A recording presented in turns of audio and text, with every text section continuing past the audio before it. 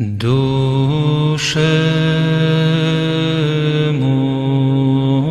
Atas nama Bapa dan Putra dan Roh Kudus, amin. Shalom Aleichem bersama Mesia.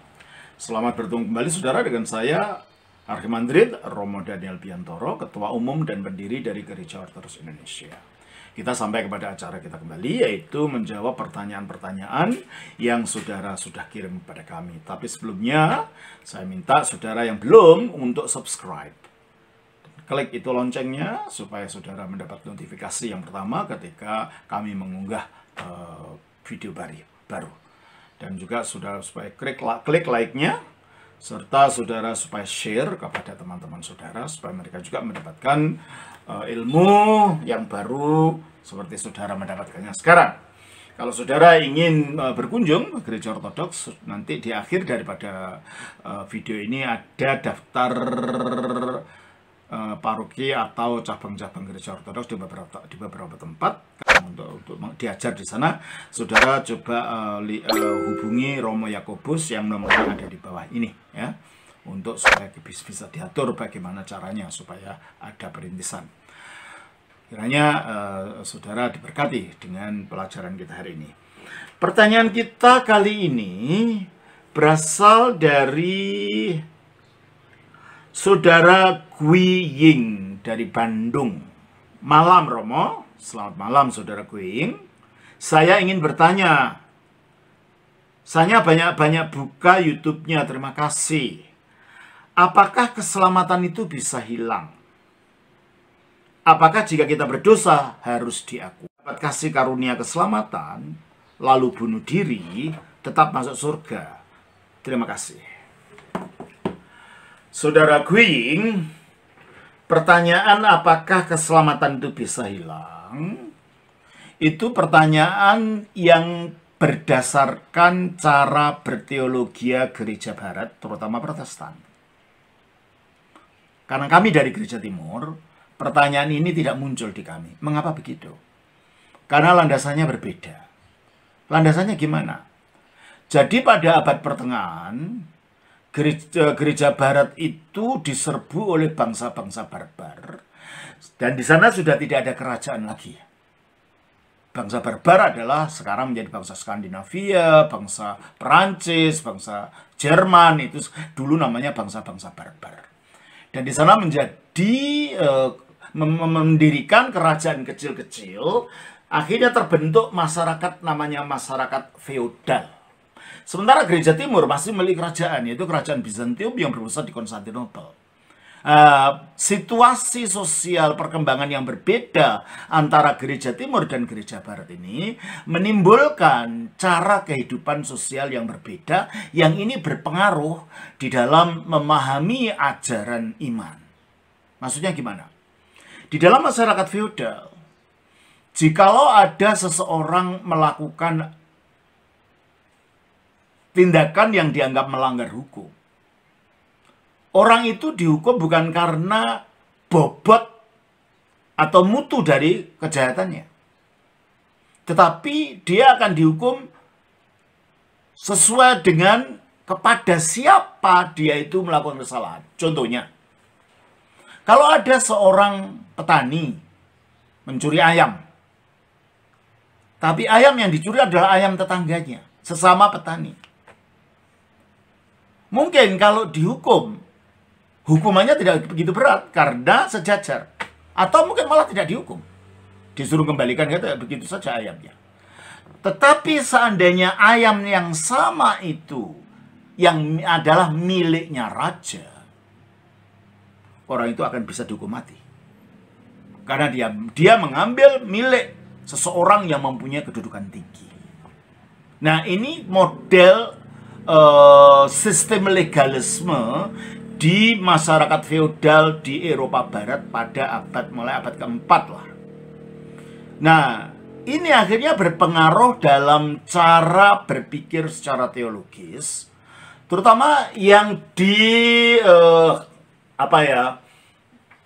dicanangkan oleh seorang sarjana teologi Barat waktu itu, namanya Anselmus dari Canterbury. Anselmus memberikan teorinya. Adam itu jatuh dosa. Berarti berbuat tindakan yang menyalahi hukum.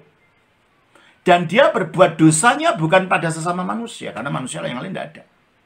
Dia berbuat dosanya adalah kepada raja, segala raja, yaitu Allah itu sendiri. Nah, kira-kira hukumannya apa? Maka Adam tidak mungkin dapat membayar keadilan Allah yang dilanggar ini. Maka agar keadilan Allah yang dilanggar ini bisa terbayar, bisa terpenuhi, bisa terpuaskan. Kalau manusia tidak akan bisa. Maka harus ada sosok yang kedudukannya sama dengan Allah. Siapa itu? Itulah anaknya.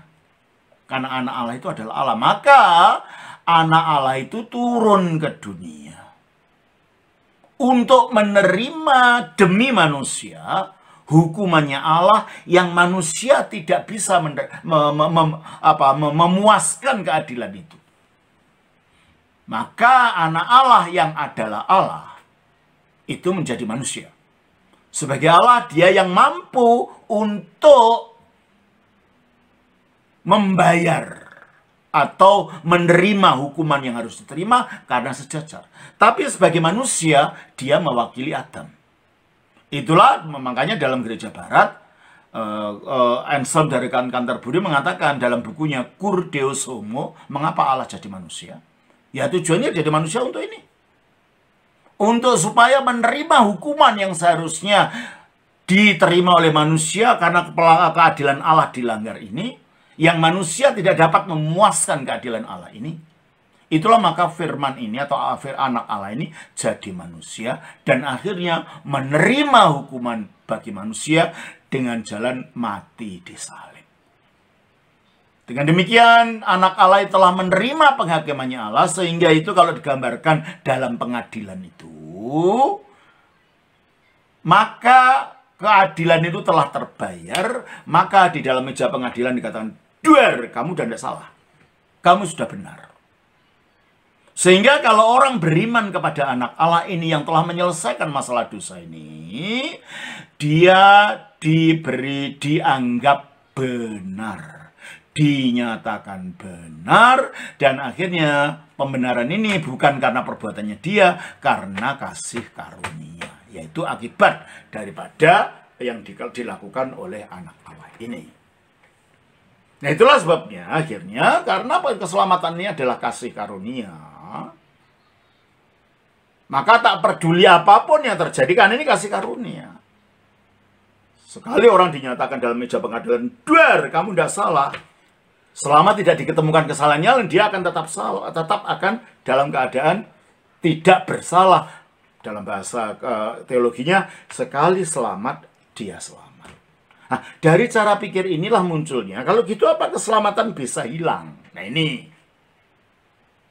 Nah, Gereja Timur tidak beroperasi dari cara pemikiran Barat seperti itu. Tidak. Gereja Timur atau Gereja Ortodoks melihat manusia ini diciptakan dari awalnya, yaitu supaya tidak mengalami kematian. Karena diciptakan menurut gambar dan rupa Allah. Dengan manusia diciptakan menurut gambar, maka di dalam diri manusia itu ada refleksi sifat-sifatnya Allah. Kalau Allah itu kasih, manusia dapat mengasihi kalau dia mau. Kalau Allah itu adil, manusia dapat bertindak adil kalau dia mau. Nah, kalau Allah itu bebas, maka manusia diberi kehendak bebas.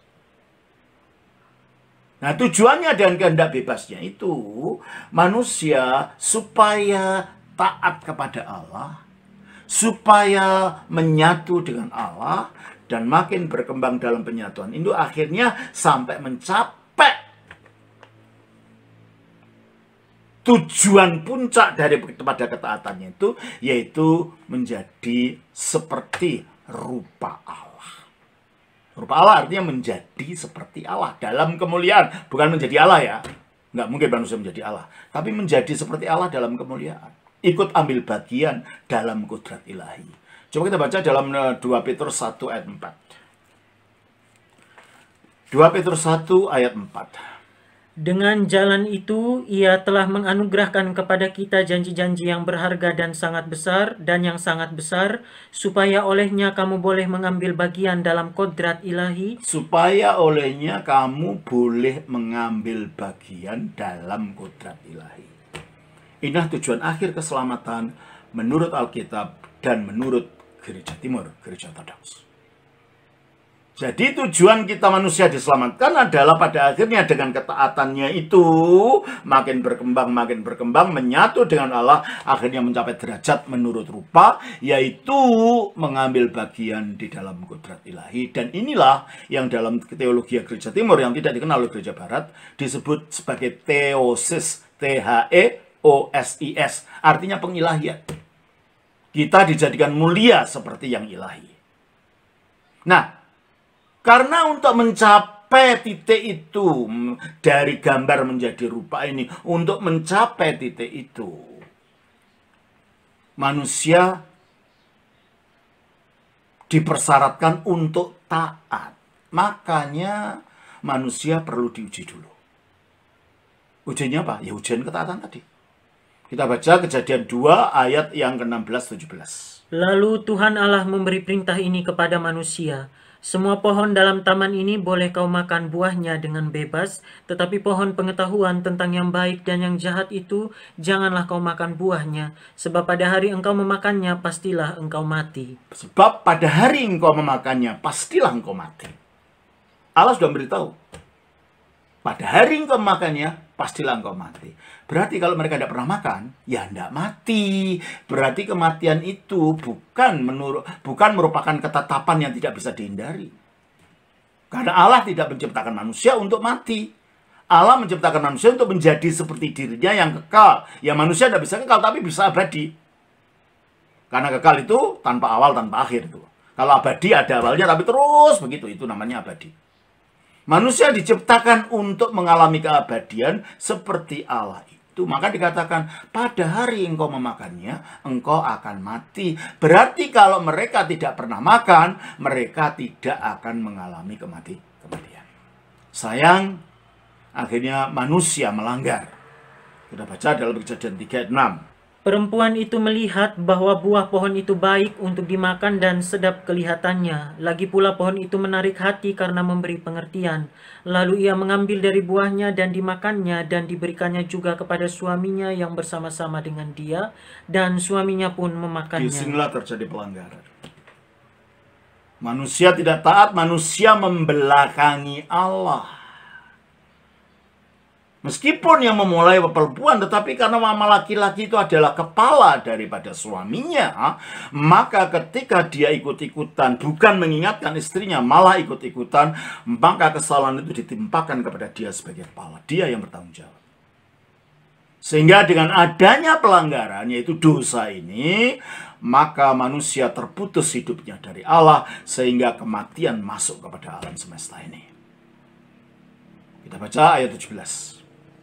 Lalu firman-Nya kepada manusia itu, karena engkau mendengarkan perkataan istrimu dan memakan dari buah pohon yang telah kuperintahkan kepadamu, jangan makan daripadanya, maka terkutuklah tanah karena engkau. Dan apa akibat puncaknya untuk ini? Ayat 19. Dengan berpeluh engkau akan mencari makananmu. Ya, kehidupan dengan segala kesengsaraannya yang ada sekarang ini terus. Sampai engkau kembali lagi menjadi tanah, karena dari situlah engkau diambil. Sampai kita menukik lagi kepada tanah. Padahal tadinya dari tanah diberi hembusan nafas ilahi, kehidupan ilahi. Dimaksudkan untuk pelan-pelan berkembang menyatu dengan yang ilahi. Menjadi mulia, menjadi abadi, tidak mengalami mati. Tetapi akibat melanggar ini, akhirnya manusia menukik bukan naik ke atas. Menjadi mati. Jadi kematian ini yang menyebabkan manusia itu ini disebabkan karena manusia terputus dari hubungan dengan Allah, kehilangan hidupnya Allah itu. Nah, itulah sebabnya supaya kehidupan ilahi itu dikembalikan kepada manusia, kematian ini harus disingkirkan. Jadi dalam Gereja Timur tidak berbicara tentang keadilan Allah yang dilanggar. Gereja Timur berbicara tentang manusia kehilangan kehidupan. Upah dari dosa adalah maut ini. Karena manusia terputus dari hidupnya Allah. Ya, coba kita baca dalam Roma pasal 3 ayat 23. Karena semua orang telah berbuat dosa dan telah kehilangan kemuliaan Allah. Kehilangan kemuliaan Allah. Semua orang telah berbuat dosa. Efek daripada itu. Dan akibat dari pelanggaran satu orang ini, kita semua ikut menanggung. Bukan kita menanggung salahnya, tapi menanggung akibatnya. Makanya kita semua akhirnya, biarpun yang salah Adam, semua kita ada di luar Taman Eden, bukan di Taman Eden lagi. Biarpun bukan kita yang memakan buah pengetahuan baik dan jahat, semua akhirnya kita mati, tidak peduli siapa kita. Akhirnya mengalami kematian. Nah, inilah dampak daripada pelanggaran manusia satu ini. Semua orang akhirnya jadi orang berdosa, dalam pengertian semua orang akhirnya menjadi orang yang terputus dari hidupnya Allah. Kita baca Roma 5 ayat 12. Sebab itu sama seperti dosa telah masuk ke dalam dunia oleh satu orang. Sebab itu sama seperti dosa masuk ke dalam dunia oleh sebab satu orang. Siapa ini? Ya, Adam itu. Dan oleh dosa itu juga maut. Oleh dosa itu juga masuknya maut, maksudnya. Adanya kematian itu karena ini. Dan ini karena yang membuat kematian pada tubuh itu karena rohnya sudah tidak memiliki hidup ilahi lagi, sehingga tidak bisa mensuplai kehidupan pada tubuh ini, maka tubuh ini lama-lama menjadi lapuk, jadilah mati, gitu loh. Jadi kematian terjadi di dalam dulu, yaitu roh kita kehilangan hidupnya Allah. Maka dikatakan kita tadinya mati. Kalau kita belum percaya Yesus itu mati, tapi dalam rohnya. Kita baca dalam Efesus 2 ayat yang ke-1. Kamu dahulu sudah mati karena pelanggaran-pelanggaran. Nah, ini Paulus berbicara kepada orang Efesus, orang hidup. Tapi sekarang jadi Kristen. Dikatakan kamu dahulu sudah mati, berarti bukan mati fisiknya dong. Yang dimaksud adalah mati rohaninya ini, kehilangan hidup ilahi, sehingga roh ini tidak bisa mensuplai kehidupan kekal kepada tubuh, karena hidupnya Allah sudah tidak ada. Dan itu kita baca juga di dalam Efesus 2 ayat 4 dan 5. Tetapi Allah yang kaya dengan rahmat oleh karena kasih-Nya yang besar yang dilimpahkannya kepada kita, telah menghidupkan kita bersama-sama dengan Kristus. Sekalipun kita telah mati oleh kesalahan-kesalahan kita. Kita tadinya mati oleh kesalahan-kesalahan itu. Maka untuk bisa kembali kepada Allah, roh yang mati ini harus dihidupkan kembali. Caranya gimana?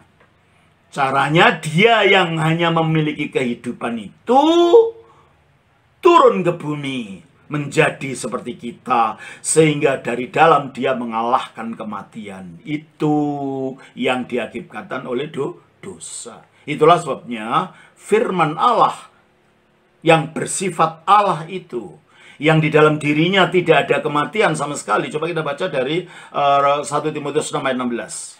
Dialah satu-satunya yang tidak takluk kepada maut. Dialah satu-satunya yang tidak takluk kepada maut. Berarti dalam dia tidak ada kematian. Ini jadi manusia. Akhirnya dia mati, disalibkan, dikuburkan. Nah, seolah-olah kalah dengan kematian. Ternyata tidak. Pada hari ketiga dia bangkit lagi dengan tubuhnya itu. Dan kita baca dari Roma pasal yang ke-6 ayat 9. Karena kita tahu bahwa Kristus sesudah ia bangkit dari antara orang mati tidak mati lagi. Maut tidak berkuasa lagi atas dia. Berarti Kristus telah mengalahkan maut itu. Sehingga di dalam Kristus kehidupan itu dipulihkan kembali.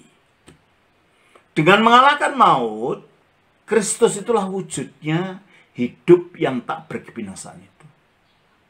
Kristus itulah wujudnya hidup yang tidak dapat binasa itu.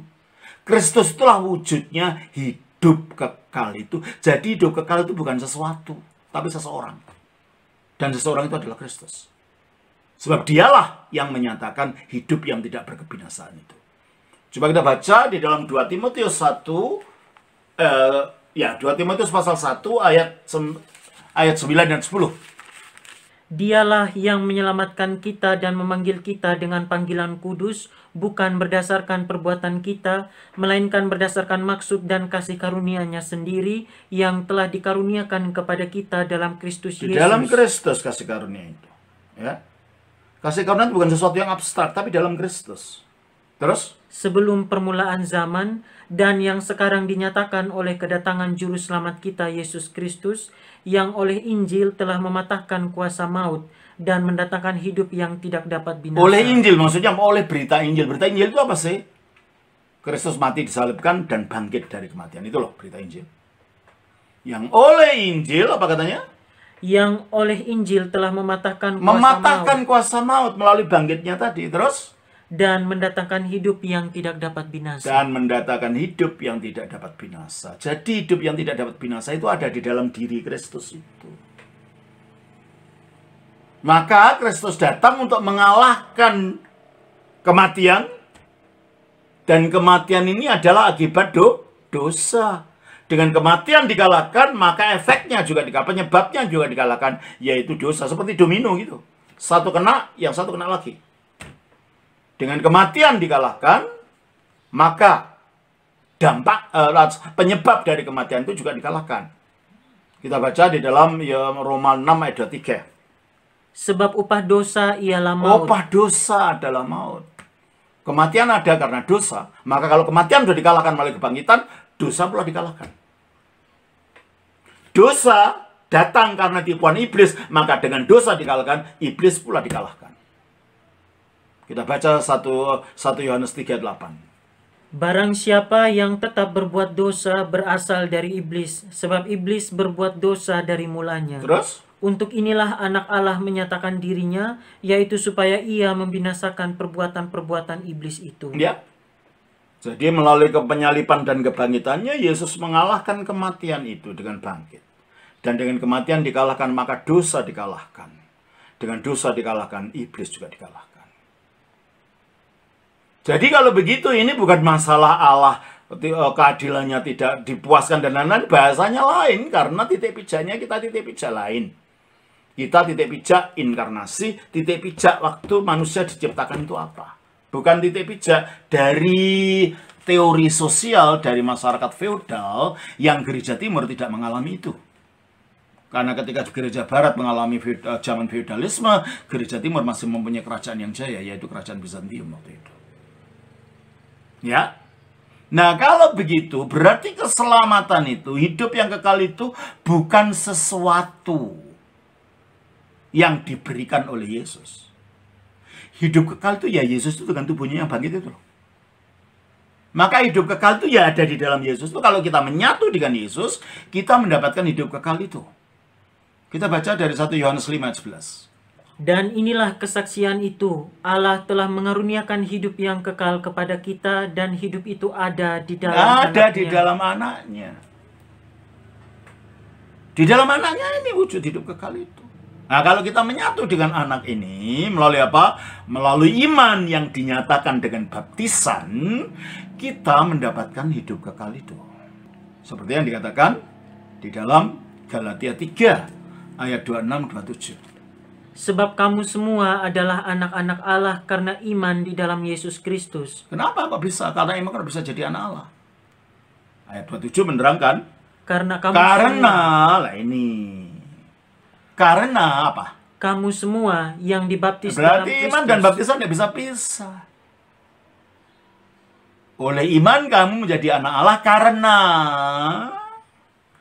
kamu semua yang telah dibaptis dalam Kristus telah mengenakan Kristus.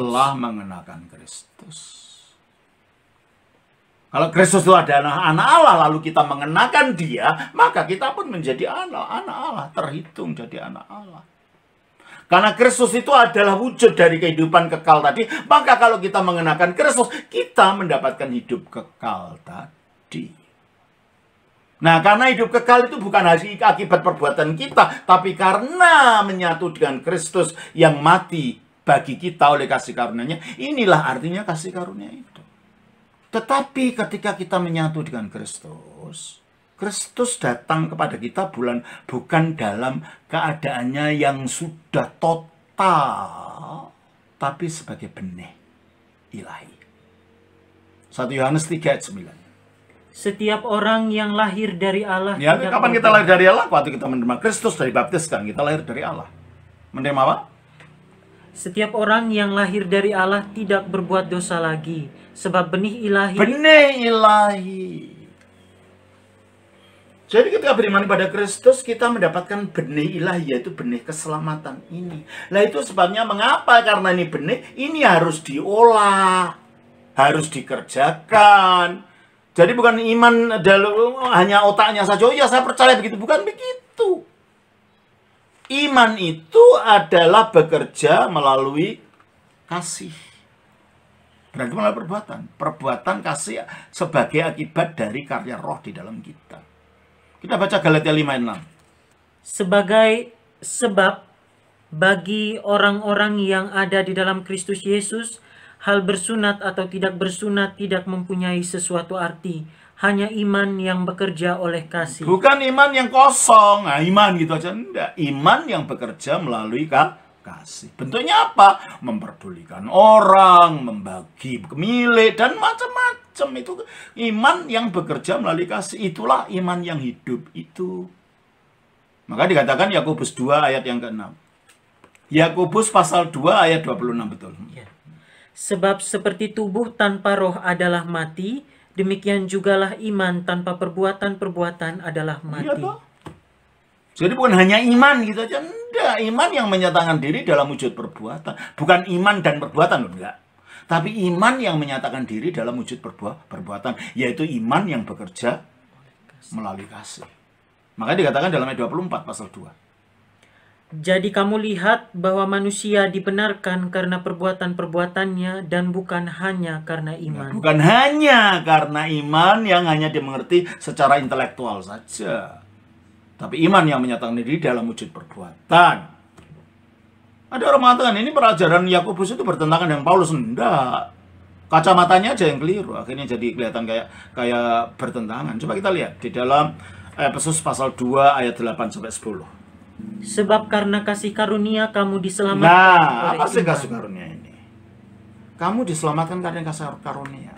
Artinya, keselamatan itu diakibatkan karena firman Allah jadi manusia, mati disalibkan, dikuburkan, dan bangkit lagi mengalahkan kematian. Itu yang menyebabkan keselamatan. Lah, datangnya firman Allah jadi manusia ini karena kita berpuasa, karena kita berbuat baik, atau apa? Matinya firman Allah yang jadi manusia di atas salib, lalu dikubur dan bangkit. Itu apa karena perbuatan kita? Bukan. Itu semata-mata inisiatif kasihnya Allah yang dikaruniakan kepada kita. Jadi wujudnya kasih karunia itu ya karyanya Yesus ini loh. Karya mati disalibkan, karya mati dikuburkan, karya bangkit lagi dengan tubuhnya itu. Ini semua pemberian Allah, itulah kasih karunia. Kita diselamatkan oleh itu, gitu loh. Baca lagi itu. Sebab karena kasih karunia kamu diselamatkan oleh iman. Oleh iman. Jadi kita tidak diselamatkan oleh iman loh ya. Iman ini tanda kutip tangannya batin untuk menerima kasih karunia itu, gitu loh. Kasih karunia-nya datang dari Allah karena firman Allah yang membuat Yesus turun ke dunia kan bukan kita. Allah kan. Coba kita baca di dalam Yohanes 3:16. Karena begitu besar kasih Allah akan dunia ini sehingga ia telah mengaruniakan anaknya yang tunggal. Karena begitu besar kasih Allah. Jadi yang menjadi inisiatif itu kasihnya Allah. Sehingga dikaruniakannya siapa? Anaknya yang tunggal. Jadi ketika anak yang tunggal atau firman Allah menjadi manusia ini, dia datang bukan karena perbuatan siapapun. Ini inisiatifnya Allah, maka inilah keselamatan itu berdasarkan kasih karunia-Nya Allah ini. Diberikan secara cuma-cuma. Tapi pemberian ini hanya akan mempunyai dampak kalau kita mau menerimanya dalam iman. Gitu loh. Jadi yang menyelamatkan bukan imannya, bukan. Yang menyelamatkan kasih karunia wujudnya adalah firman yang jadi manusia, yang mati disalibkan, mengalahkan kematian, bangkit dari antara orang mati. Baca lagi itu. Sebab karena kasih karunia kamu diselamatkan oleh iman. Itu bukan hasil usahamu. Ya, gimana usaha apa kita bisa membuat firman Allah turun ke dunia? Firman Allah mati disalibkan untuk dosa-dosa kita. Firman Allah dikuburkan untuk mengalahkan kuasa kegelapan. Firman Allah yang mati dikubur jadi manusia itu bangkit dari kematian mengalahkan kematian. Perbuatan apa yang kita dapat lakukan pembuat ini? Nah, ini bukan perbuatan kita. Dan itu yang menyelamatkan. Itu adalah perbuatan Allah karena kasih-Nya yang dikaruniakan kepada kita. Itu bukan perbuatan. Itu bukan hasil usahamu, tetapi pemberian Allah. Kita diberikan. Apa sudah cukup begitu? Terus, oh ya udah pokoknya aku percaya Yesus mati untuk aku, titik. Enggak. Ayat 10. Karena kita ini buatan Allah. Kita buatan Allah. Dijadikan manusia baru. Terus? Diciptakan dalam Kristus Yesus. Kita diciptakan jadi manusia baru dalam Kristus. Karena beriman kepada Kristus. Karena kasih karunia tadi. Kita baca 2 Korintus 5 ayat 17. Jadi siapa yang ada di dalam Kristus, ia adalah ciptaan baru. Itu kan? Diciptakan dalam Kristus Yesus. Terus, kembali ke Efesus pasal 2 tadi. Karena kita ini buatan Allah, diciptakan dalam Kristus Yesus untuk melakukan pekerjaan baik. Nah, ternyata ada perusahaan baik kan? Kita diciptakan baru oleh iman, oleh kasih karunia yang kita terima dari iman. Itu sesudah itu kita harus menunjukkan buah iman itu dengan perbuatan baik. Jadi nggak ada pertentangan ajarannya Paulus dengan ajaran yang ditulis dalam surat Yakobus, nggak ada pertentangan. Kedua-duanya berbicara tentang iman yang menyatakan diri dalam perbuatan. Terus, yang dipersiapkan Allah sebelumnya, Ia mau supaya kita hidup di dalamnya. Hidup dalam apa? Hidup dalam perbuatan baik tadi. Jadi bukan iman hanya percaya secara intelektual pada seperangkat pernyataan-pernyataan doktrin, bukan. Iman ini menyatukan diri kita dengan Kristus. Dan akhirnya kita diciptakan jadi baru, maka kita menghidupi iman itu supaya benih ilahi yang ada pada kita itu dikerjakan dan bertumbuh. Makanya ada perintah supaya benih ilahi, tadi kan kita baru menerima benih. Benih ilahi itu bertumbuh dengan jalan dikerjakan. Coba baca Filipi pasal 2 ayat 12 dan 13. Hai saudara-saudaraku yang kekasih, kamu senantiasa taat. Karena itu tetaplah kerjakan keselamatanmu. Tetaplah kerjakan keselamatanmu. Jadi kita tidak bisa malas-malas, ya pokoknya tidak apa-apa, pokoknya selamat. Bukan itu yang dimaksud iman ini. Iman ini menyatakan diri dalam perbuatan. Iman ini menyatakan diri dalam cinta kasih.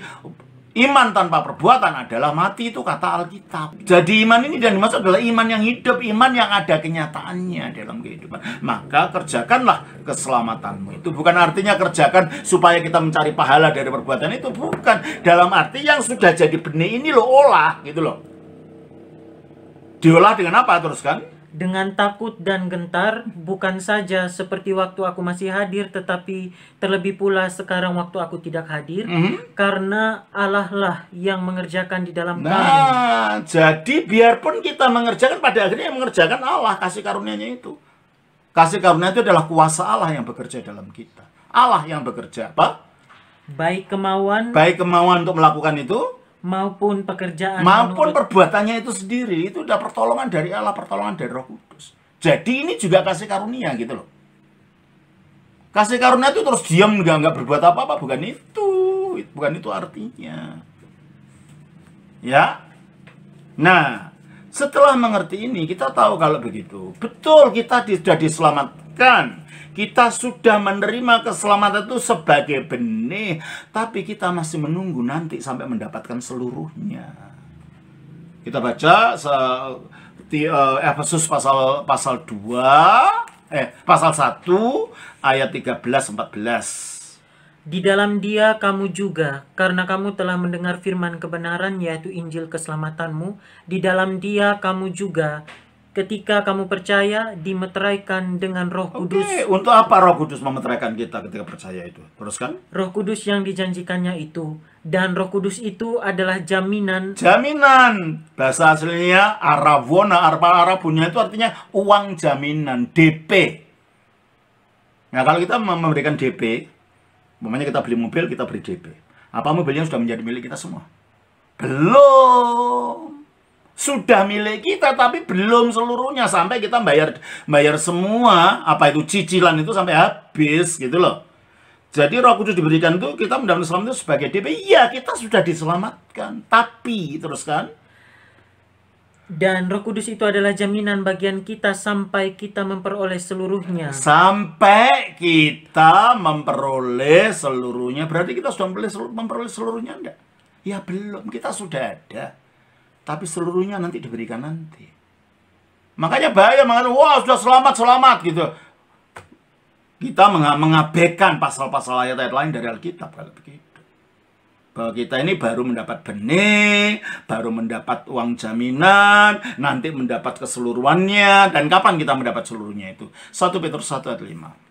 Yaitu kamu yang dipelihara dalam kekuatan Allah karena imanmu, sementara kamu menantikan keselamatan yang telah tersedia untuk dinyatakan pada zaman akhir. Sementara kamu menantikan keselamatan untuk dinyatakan kapan? Pada akhir zaman. zaman. Jadi keselamatan itu bukan status ya. Oh, kamu selamat, bukan. Nah, kalau cara pikirnya adalah cara pikir feodalisme, cara pikir legalisme itu. Tapi kalau kita lihat kan nggak gitu. Penyatuan dengan Kristus itu, gitu loh. Manunggal dengan Kristus itu. Dan ini membutuhkan pertumbuhan. Makanya dari benih menanti untuk nanti akhir zaman, kita menerima nanti keseluruhannya, dan kita harus mengerjakan ini. Jadi keselamatan itu kita sudah diberikan, tapi masih benih. Sedang, karena ini supaya tumbuh, dan akan, yaitu nanti pada akhir zaman. Wujudnya apa? Wujudnya tubuh kita sudah tidak bisa mati lagi. Wujudnya kita akan bangkit dari kematian. Wujudnya tubuh kita akan menjadi mulia seperti Kristus. Nah, kita belum menerima itu semua. Jangan katakan kita sudah selamat kalau belum itu semua. Sebab keselamatan bukan hanya status secara hukum. Coba kita lihat di dalam Filipi pasal 3, 20-21. Karena kewargaan kita adalah di dalam sorga, dan dari situ juga kita menantikan Tuhan Yesus Kristus. Nah, jadi dari surga itu kita menantikan Tuhan Yesus, berarti Tuhan Yesus sekarang di surga. Kita nantikan itu apa? Sebagai juru selamat. Sebagai juru selamat. Berarti masih kita nantikan kan? Kita nantikan sebagai juru selamat. Lah, sebagai juru selamat itu yang gimana? Yang akan mengubah tubuh kita yang hina ini sehingga serupa dengan tubuhnya yang mulia. Itu loh buktinya keselamatan itu. Kita akan dibangkitkan, tubuh kita akan diubah jadi mulia seperti tubuhnya yang mulia sekarang ini. Nah, kalau itu belum, ya kita belum mencapai puncak tujuan keselamatan itu. Kita sudah ada dalam lingkup keselamatan.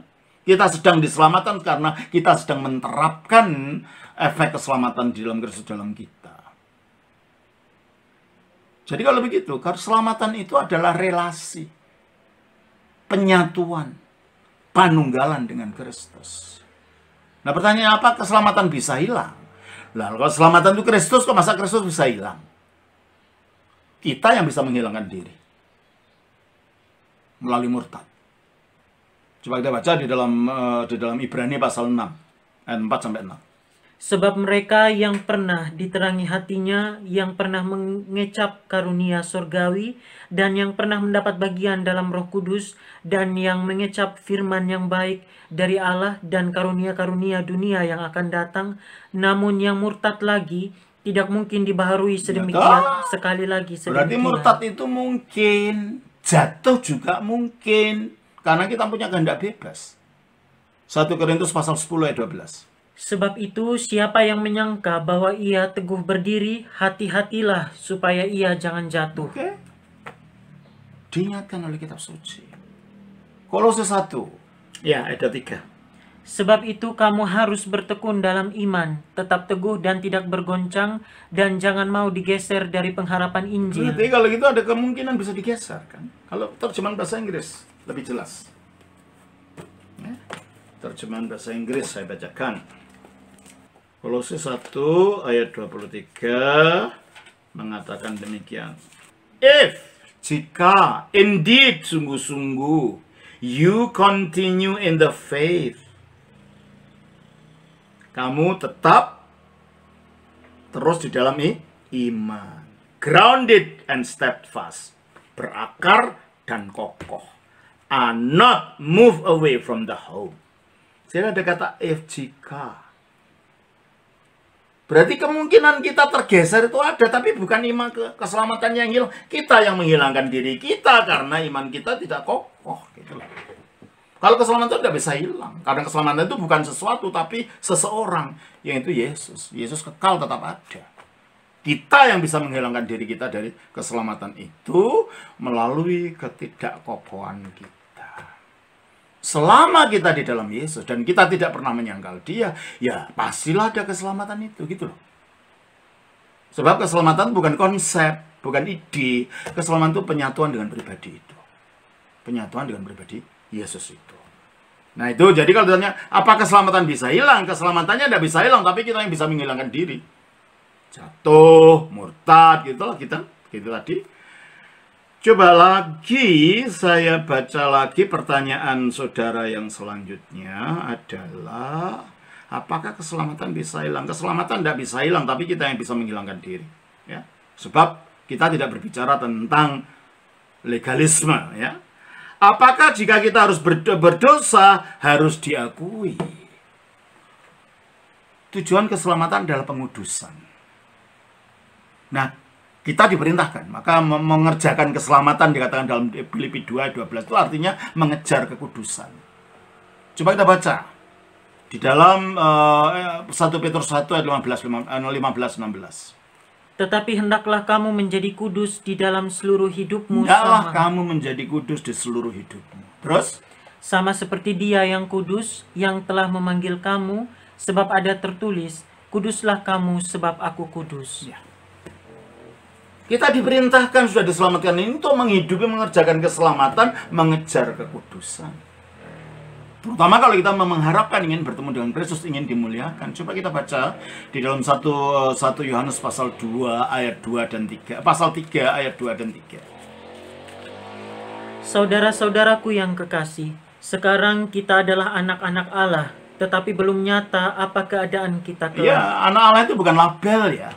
Kalau anak kucing itu rupanya seperti kucing, anaknya ayam seperti ayam, anaknya anjing seperti anjing, anaknya manusia rupanya seperti manusia, anak Allah berarti rupanya seperti Allah.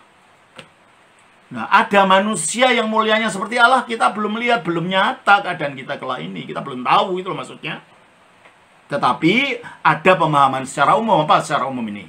Akan tetapi kita tahu bahwa apabila Kristus menyatakan dirinya, kita akan menjadi sama seperti Dia. Nah itulah, menjadi anak Allah itu menjadi mulia, sama seperti Kristus yang mulia sekarang. Seperti yang kita baca dalam Filipi 3:21 tadi. Dia akan datang sebagai juru selamat untuk mengubah tubuh kita yang hina ini, sehingga menjadi seperti tubuhnya yang mulia. Nah, kalau kita mengharapkan ingin dimuliakan seperti Kristus, itulah bentuk wujud dari keselamatan itu.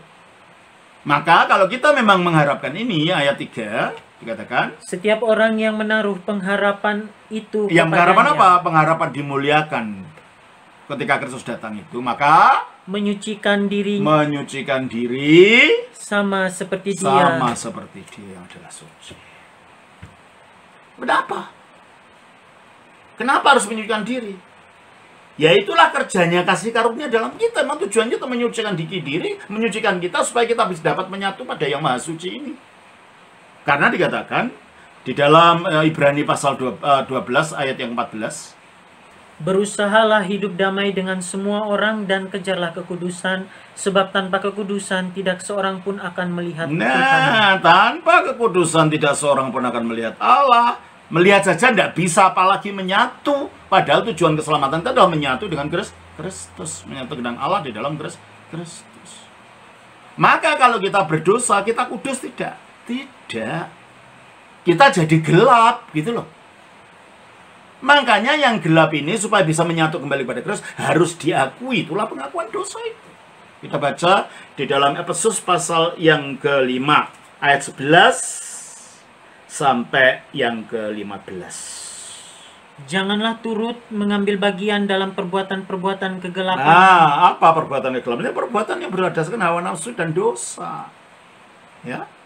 Janganlah turut mengambil bagian dalam perbuatan-perbuatan kegelapan yang tidak berbuahkan apa-apa, Tetapi sebaliknya telanjangilah perbuatan-perbuatan itu. Bagaimana menelanjangi perbuatan yang gelap? Ya diakui.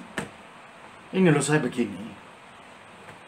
Nah, tapi bukan diakui kepada orang, diakui kepada Kristus dalam pengakuan dosa gitu kan. Terus Sebab menyebutkan saja pun apa yang dibuat oleh mereka di tempat-tempat yang tersembunyi telah memalukan. Tetapi segala sesuatu yang sudah ditelanjangi oleh terang itu menjadi nampak, sebab semua yang nampak adalah terang. Sejauh itu kita tutup dalam diri kita biarkan nih, itu tidak nampak, belum terang, kita masih dalam gelap.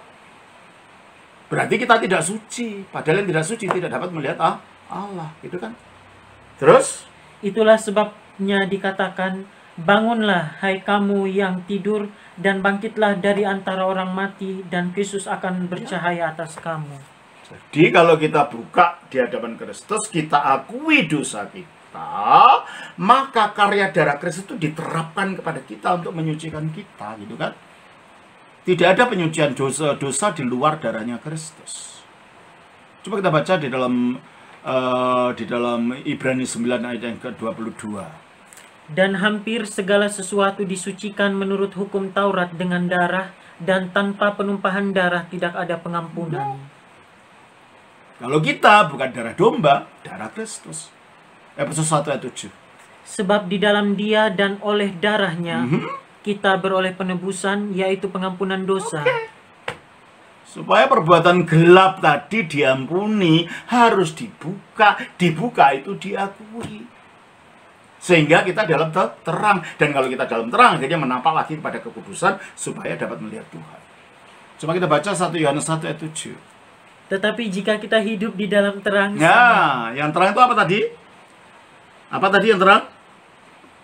Ayat 13, Efesus 5 ayat 13. Efesus 5 ayat 13. Tetapi segala sesuatu yang sudah ditelanjangi oleh terang itu menjadi nampak, sebab semua yang nampak adalah terang. Tidak ada tersembunyi, yang nampak itu terang. Kalau berjalan dalam terang artinya berjalan tanpa menyembunyikan apa-apa dosa dalam diri kita. Itu loh berjalan dalam terang itu. Ayat 7 baca lagi. Tetapi jika kita hidup di dalam terang sama seperti Dia ada di dalam terang, tidak ada kegelapan dalam Allah itu. Terus? Maka kita beroleh persekutuan seorang dengan yang Ya lain. tentunya lah, kalau tidak ada benci pada orang, kita tidak menutupi kemunafikan kita, semuanya dengan kasih. Ya ada persekutuan satu dengan yang lain. Kalau isinya gelap, gimana kita bersekutu? Terus? Dan darah Yesus anaknya itu menyucikan kita daripada segala dosa. Caranya gimana itu supaya terang itu, supaya darah Yesus diterapkan pada kita? Ayat 9. Jika kita mengaku dosa kita. Nah itu caranya. Jika kita mengaku dosa kita, terus? Maka Ia adalah setia dan adil, sehingga Ia akan mengampuni segala dosa kita dan menyucikan kita dari segala kejahatan. Menyucikannya dengan apa? Dengan darah Kristus yang di atas tadi, gitu loh. Jadi pengakuan dosa itu penting sekali bagi pembersihan batin ini. Supaya mata kita tidak digelapkan oleh dosa kita sendiri, karena kita nutupi, tidak mau ngakui pada Allah. Ya? Pengakuan dosa itu penting sekali gitu. Terus, apakah orang yang sudah mendapat kasih karunia keselamatan? Nah, sekali lagi, kasih karunia dalam pikiran saudara beda yang saya dengan yang saya terangkan. Bagi saudara kan pokoknya udah percaya, udah itu kasih karunia, tidak berbuat apa-apa. Kan bukan itu. Kasih karunia itu adalah kuasa Allah akibat karya Kristus yang bekerja dalam kita. Yang kasih karunia itu harus kita kerjakan. Kita olah maksudnya. Nah, kalau orang hidup dalam kasih karunia, hidup di dalam menuju kepada kesucian ini, bagaimana mungkin bunuh diri? Bukan bunuh dirinya yang menyebabkan dia tidak selamat. Pertama-tama orang yang punya iman tidak akan dibunuh diri gitu loh. Apalagi bunuh diri itu adalah dosa besar. Dan dosa besar itu bisa dilupakan kalau diakui tadi. Nah, orang bunuh diri, melakukan dosa besar, membunuh orang, tapi yang dibunuh dirinya sendiri, bisa nggak dia mengakui dosanya? Enggak. Bagaimana bisa diselamatkan? melakukan dosa besar, tidak ada kesempatan untuk mengaku dosa, karena yang melakukan dirinya sendiri lalu dibunuh. Makanya hati-hati, jangan sampai bunuh diri ya. Orang yang bunuh diri itu melakukan dosa besar yang tidak punya kesempatan untuk bertobat.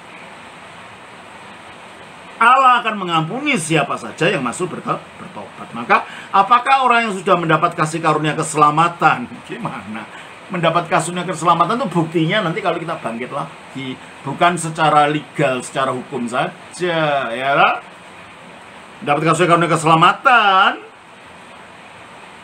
lalu bunuh diri tetap masuk surga. Ini masalahnya bukan sekedar masuk surga, menyatu dengan Allah, menjadi seperti Allah itu. Ya kan? Sebab tanpa kekudusan, orang tidak bisa melihat Allah. Orang membunuh, melakukan dosa besar itu kudus? Enggak kudus, itu orang jahat. Biarpun yang dibunuh dirinya sendiri. Karena dia melakukan sesuatu yang bukan haknya. Gitu ya, saudara ya. Jadi, kita harus mengerti secara benar artinya keselamatan itu apa, artinya kasih karunia itu apa. Supaya dengan demikian kita tidak mengerti kasih karunia secara abstrak yang artinya tidak ada kaitannya dengan karya Kristus itu sendiri. Jelas ya? Jadi kalau begitu ya saya ingatkan, jangan sampai bunuh diri dong. Kalau kita punya iman ngapain bunuh diri? Bunuh diri itu kan orang putus asa, orang tidak punya iman. Ya, saya kira itu saudara yang dapat saya jawab untuk hari ini. Kiranya saudara Geying diberkati oleh Tuhan. Atas nama Bapa, Putra, Roh Kudus. Amin.